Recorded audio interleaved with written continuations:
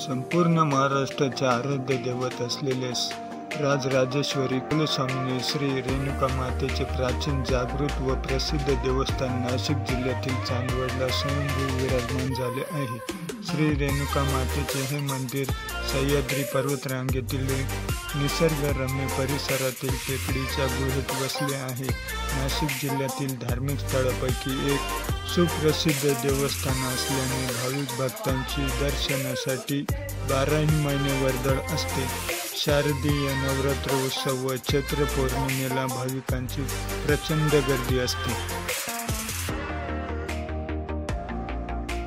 इसवी सन 1740च्या आसपास महाराणी अहिल्याबाई देवी होळकर यांनी या मंदिराचा जीर्णोद्धार केल्याचे समजते। मुंबई आग्रा महामार्गावर चांदवड पासून 3 किलोमीटर अंतरावर हे रेणुका मातेचे अति प्राचीन मंदिर आहे।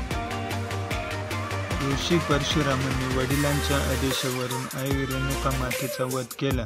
रेणुका मातेचे मुख चांदवड शहरात व धड माहूर गावी जवळ पडले, त्यामुळे चांदवडला रेणुका मातेचे मंदिर बांधण्यात आले।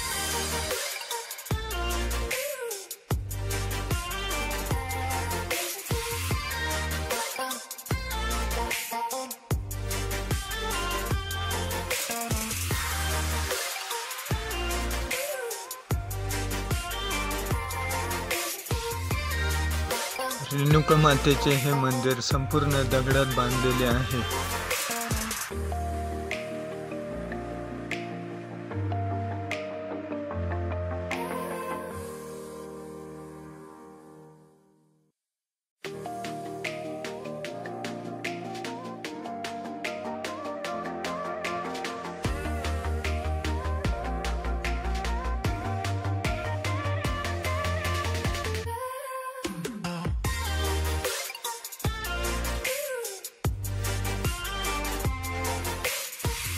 मंदिर परिसरात 2 भव्य अशा दगडी दीपमाळा आपल्या स्वागतासाठी तयारच असतात। मंदिराचा आवार अतिशय सुशोभित केला आहे। तेथून चंद्रेश्वर गडावरील चंद्रेश्वर महादेवाचे सुंदर असे मंदिर पाहावयास मिळते।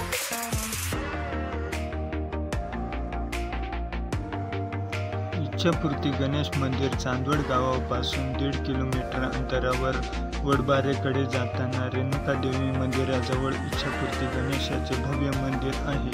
मंदिराची स्थापना होळकर काळात झाली सांगितले जाते। बीडचे मूळ रहिवासी बाबा पाटील यांना होळकरांनी आपल्या पदरी 1730 मध्ये ठेवले, तेव्हा त्यांनी वडबारे गावाची स्थापना व होळकरांची सेवा ही 2 कामे सुरू केली।